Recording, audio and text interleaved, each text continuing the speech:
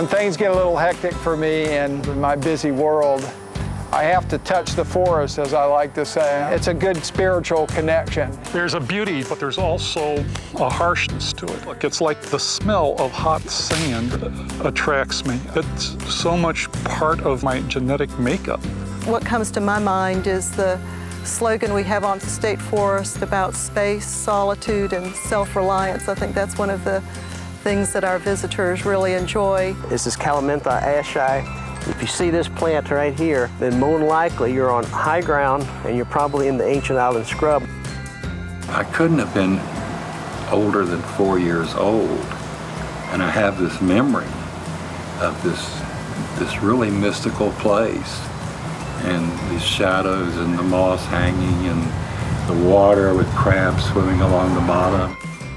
Even though life was harsh at some points, even though it was difficult and challenging and even in some cases cost them their lives, there must have been that same magic when the sun was going down over the longleaf pines. Oh Lord, with the bounty, please look down on Marion County.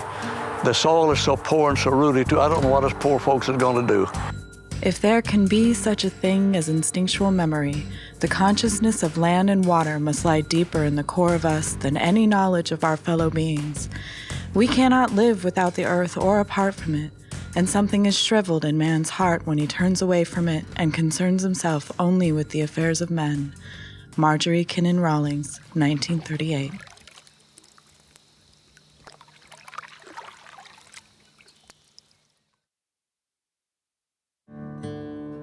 You can touch the forest, but don't touch the gators or the bears. The Florida Black Bear Scenic Byway was named after the Florida black bear, which is representative of the numerous endangered species in the Ocala.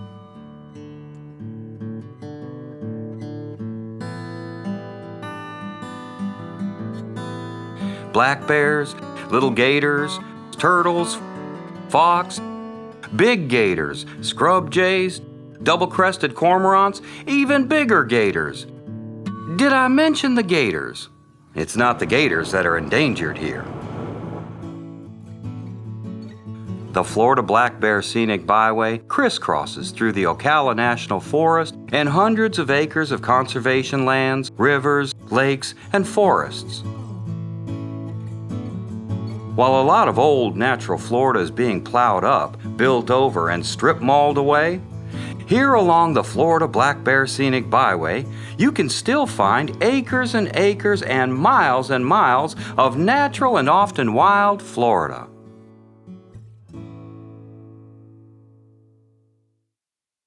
You can discover a lot of wild Florida along this byway. From the wild animals, to the sprawling natural habitat, to the rowdy history of the daring pioneers who came here. The 113-mile byway runs east-west along State Road 40 from Ormond Beach in Volusia County to Silver Springs in Marion County, and north-south along State Road 19 from Palatka in Putnam County to Umatilla in Lake County. And it includes a couple of additional legs along County Road 445 and the two forest roads out to Fort Gates Ferry. Ecotourism is at the heart of this byway, drawing visitors who want to appreciate authentic local culture and nature with minimal impact on the natural surroundings. The byway was designated a National Scenic Byway on the strength of its recreational sites and natural resources. There are over 100 sites along this byway. In this video, we'll introduce you to a few of them and talk to people along the way about the stories of the area. These are the 4 kinds of travelers who will introduce you to the treasures of this byway. This land calls out for hardy souls who like to blaze a trail. There are many exciting opportunities to rough it here in the Big Scrub. From ancient tribal people, the Timucuan, Mayacan, and Seminoles, to the early Spanish explorers in the 1500s, and the early settlers and crackers in the 1800s. Plenty of adventurers came here, drawn by the land, the water, and the wildlife. One of the area's unique modern adventurers was Ross Allen.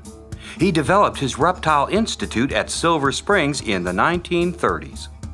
Today, Reptile Island at Silver Springs is named in his honor. He entertained crowds for years with his reptile shows, wrestling gators, milking snakes, all the things your mom told you not to do. At one of our forest meetings, he came to it with a suitcase. You know what he had in the suitcase? Right. He just opened the suitcase and had about 4 or 5 rattlesnakes, and he'd take one out at a time. Dana St. Clair is a local author who grew up in Ocala, and his father helped Ross Allen build the Boys Ranch just north of Silver Springs. I learned a lot from some of the best. Ross Allen in particular taught me directly and indirectly how to survive in the Florida wilds. He had this passion for teaching survival. If you have that adventurous spirit and are interested in off-road adventures, the trails, rivers, lakes, and forests here will provide you with a plethora of backwoods adventure.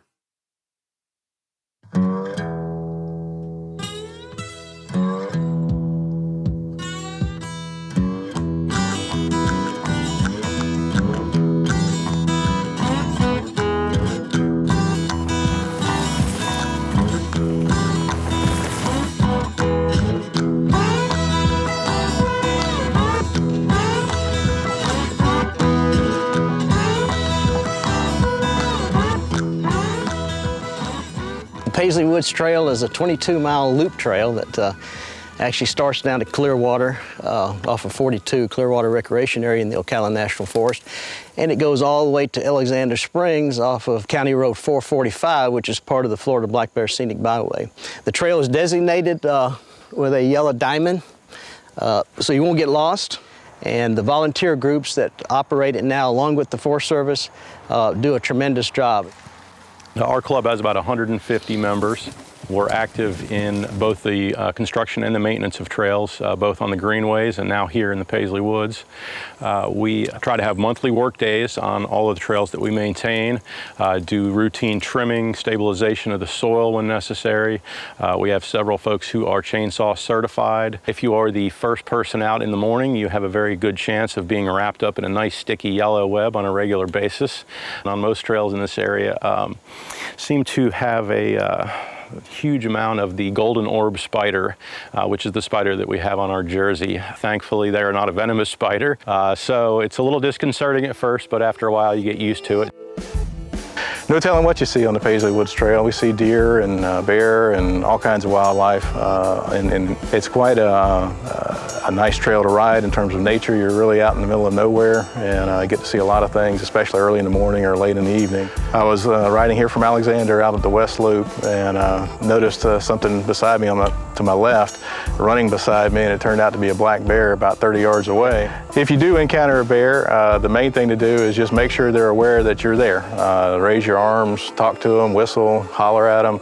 Mountain biking just gives you absolute greatest feeling of freedom. The difference between riding a mountain bike and riding a road bike is that you're not worried about your surroundings in the same way. And also gets you out away from all of the things that you deal with on a regular basis. And at the end of the day, it's nice to get out and concentrate on nothing but 15 feet in front of your tire for a couple hours while surrounded by nature. It's absolutely wonderful.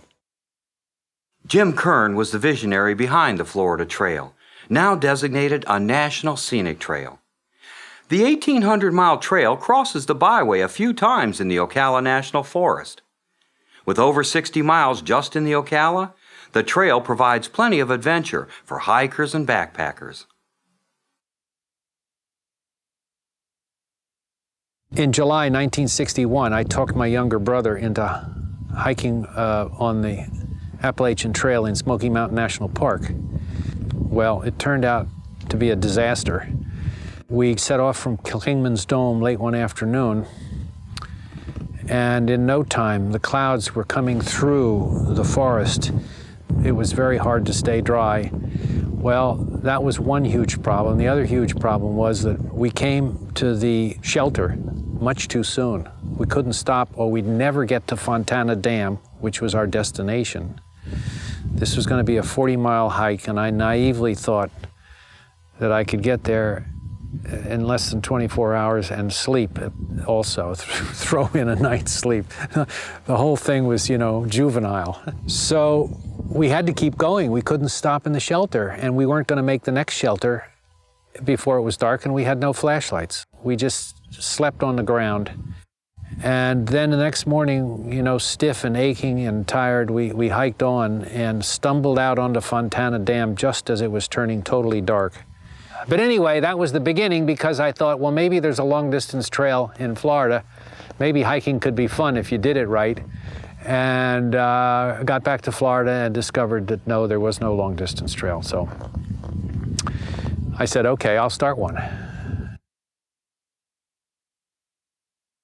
I was on the board of the local Tropical Audubon Society at the time, and there was a fellow on the board named McGregor Smith Jr., who was a writer for the Miami News at the time, later the Miami Herald.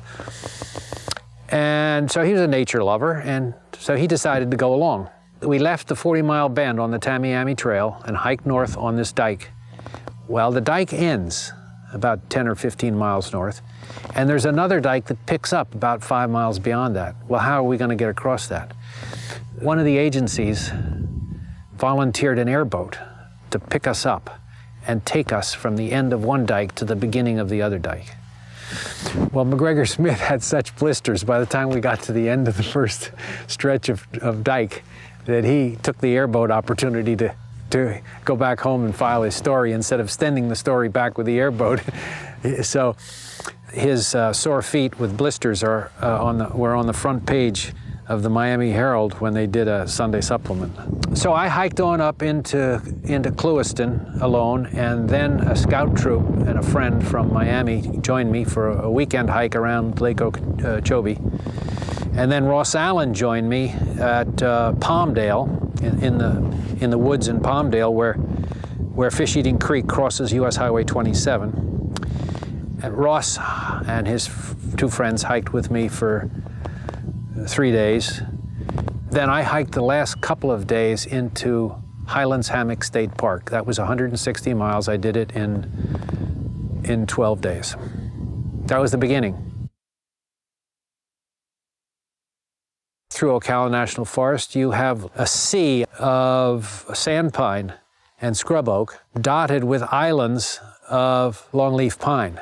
Now, these two make a fascinating habitat. Wonderful country to hike through. Here and there through Ocala National Forest, you have lowlands that are filled with water in the summertime most of the year.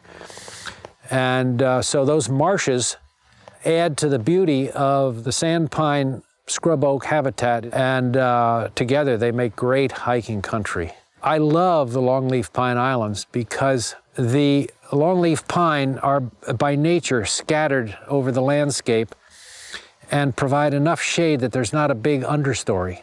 So you can easily bushwhack or just cross country in a pine island. Often I get the comment from people, well, I wouldn't want to hike in Florida, there are too many mosquitoes and there's too much heat. And my answer is, I don't like mosquitoes and I don't like heat, and I'm not going to go hiking with mosquitoes and heat either. In short, our hiking season is exactly out of season with the rest of the country, which makes Florida very interesting. Our hiking season begins, let's say, December, and maybe in North Florida through April. Many a storyteller has fallen under the spell of this byway, with its rich, deep lore dating back centuries. Now, we've been driving cattle with whips for several centuries before somebody figured this out. But this connection I'm doing with my arm, that makes the tip of the whip travel faster than the speed of sound. That tip, incidentally, is called a cracker or a popper. What you're hearing is a tiny sonic boom.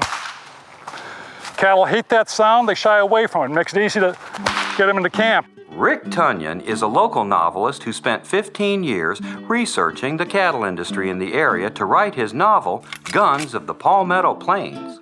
I was doing a story on the Florida cattle industry, and I read a book by Professor Joe Ackerman, and in that he mentioned the Florida Cattle Guard, or Cow Cavalry, which was a militia unit formed during the war between the states to protect and drive the herds from here to the rest of the South. And it just struck me, hey, that is my subject matter for a book. The horse was reintroduced to Florida by the conquistadors. As a matter of fact, Ponce de Leon took some ashore, but I don't believe any of those survived. It wasn't until several decades later that the horse began to reestablish itself in Florida. The prehistoric horse evolved in Florida and apparently migrated over the barren land strait into Eurasia, where it was eventually domesticated and then came back via the Spaniards. Within a few hundred years, they really flourished here. And then, of course, the Native Americans on the plains adopted it and became legendary. The fact that we hunted wild cattle is why we were called cow hunters rather than cowboys. At the end of a drive, it was customary for cow hunters to ride their horses into saloons. It was partially just for show, partially because actually after hours in the saddle, you're really, really stiff. And it was a lot more comfortable if you'd go in, take your first couple drinks from horseback to limber up so you can dismount. It started in Kissimmee. One enterprising saloon keeper got tired of replacing doors, so he made a door that was both tall and wide enough to ride a horse through, and that became common practice in the interior of Florida for decades. There are equestrian trails, and the Tram Road Equestrian Area in Tiger Bay State Forest is outfitted with campsites, corrals, and other equestrian amenities. Here we are in the front porch of a cracker house in the middle of the Florida August summer heat. And I'm actually pretty cool. There's a reason for this. It's all about the architecture. They were all designed to keep the occupants as cool as possible. The cracker occupants spent a lot of time out on the front porch, and very often they ate here, they met here, they played music, they danced here into the evening. It was one of the coolest places in the house. Large and often paired windows for cross ventilation, and sometimes a corridor through the middle of the house, a breezeway that was designed to keep the middle of the house cool. Crackers called those dog trots. For very good reasons, dogs used to trot up and down them. Anything that they could do to shelter themselves from the harsh summer heat. And that includes parking the houses under big shade trees. There are two places along the byway that help preserve the buildings and crafts of the Crackers. At the Barberville Pioneer Settlement for the Arts, you'll find one of the byway's hidden gems. The folks here have been preserving local buildings, arts and crafts, music and traditions for years.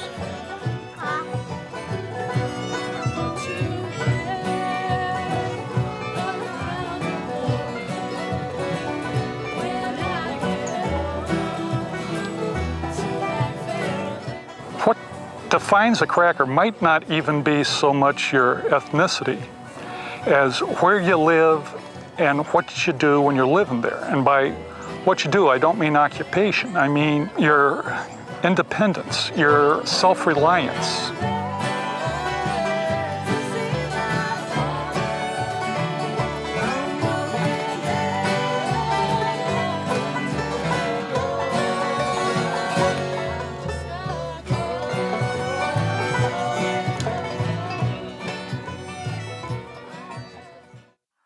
Monso Tatum grew up in the area, and his grandfather managed crews for the turpentine stills.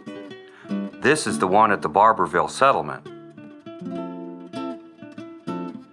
This is a turpentine still, and the rosin came through a series of filters and into this trough where it was dipped into molds.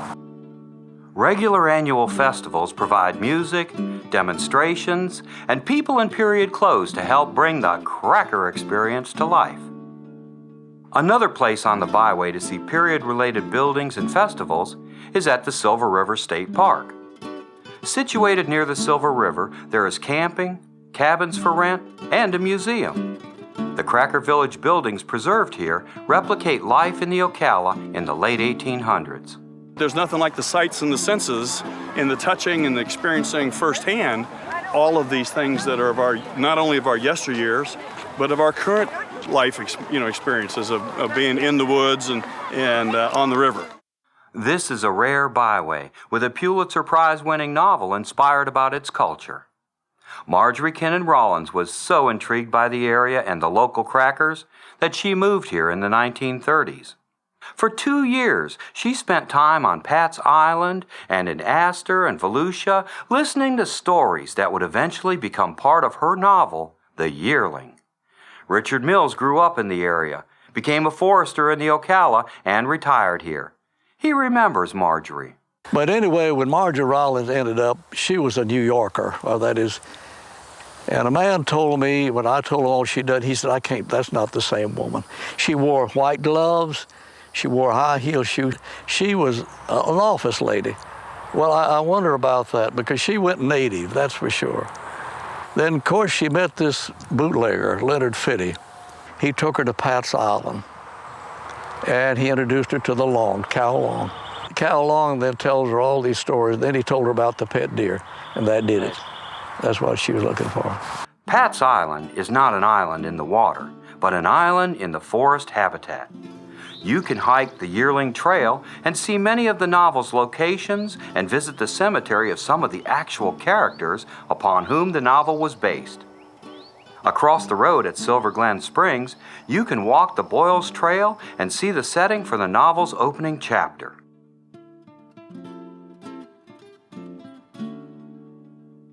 The Academy Award-winning film of The Yearling was shot partially on location on the byway in 1946.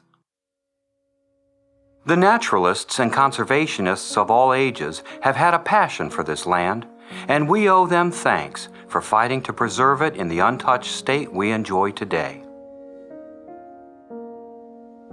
The circles are the bear kills. Black bear fatalities along this roadway were one of several reasons why local forestry people, conservationists, and concerned citizens have worked to help protect endangered species like the black bear, the Florida panther, scrub jays, and others. Most bear kills occur along the section of State Road 40 from the center of the byway west to Silver Springs, where the bear population is the highest. Local artist Crystal Sellers lives in the byway city of Palatka. Moved by the number of bear kills along the highway, she collected tire pieces along State Road 40 in the Ocala National Forest to create a sculpture in the shape of a bear slain by a car. Sorrowful is the name of this piece, which depicts the sad sight all too familiar to the people of the area. This wonderful piece was on display at the senior thesis exhibition, and she won the Purchase Award, which meant that the piece became part of the permanent collection at Stetson.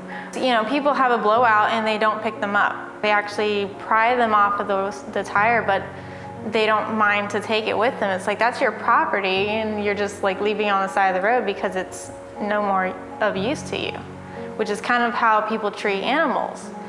We think this piece really kind of highlights our mission of the Florida Black Bear Scenic Byway. Of the bear as an umbrella species ties in exactly with what we've been saying in our presentations and in our literature. We say the bear represents all the critters that live along the byway, all the critters that we're trying to protect. The image of that bear is still etched into my memory because of how it made me feel.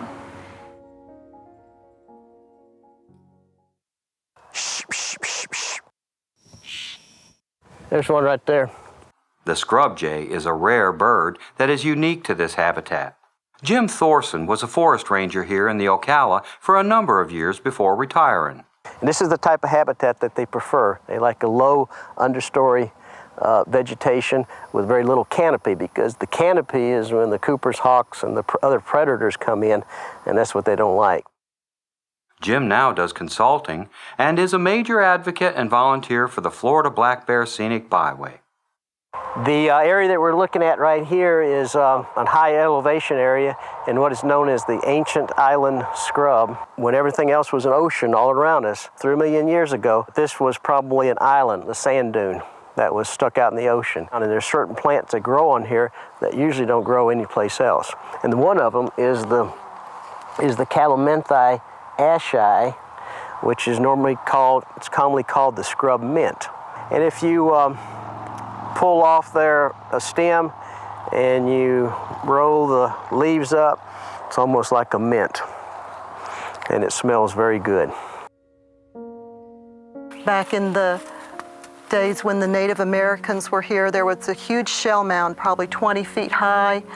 There may have been 35 acres here, according to some of the early archaeologists.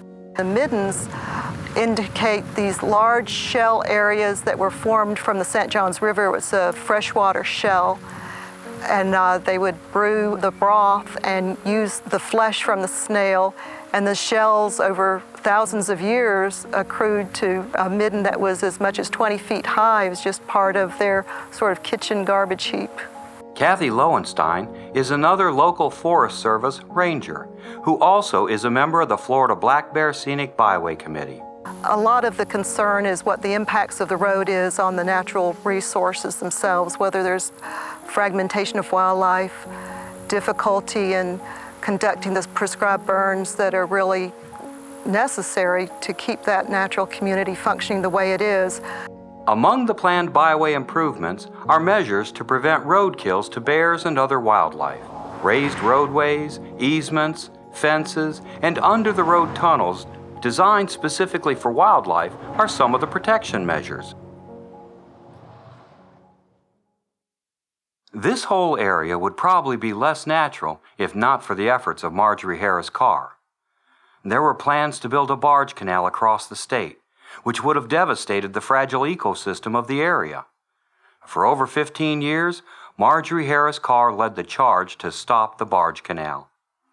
Both Marjorie and her husband Archie Carr were noted and influential conservationists who contributed to the preservation of the Ocala in its natural state.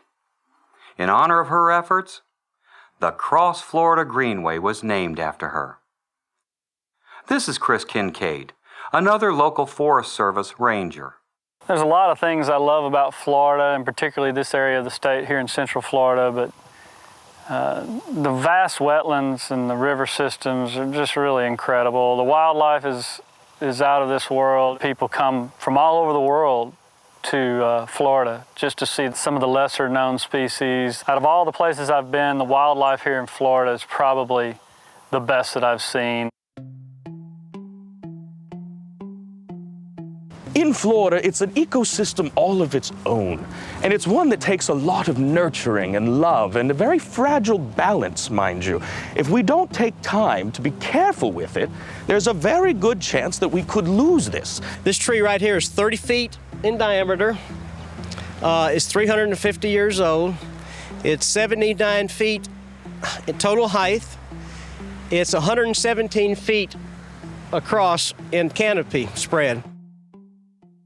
In the 1700s, William Bartram came through here passionately cataloging the native plants, wildlife, and tribal people of the area.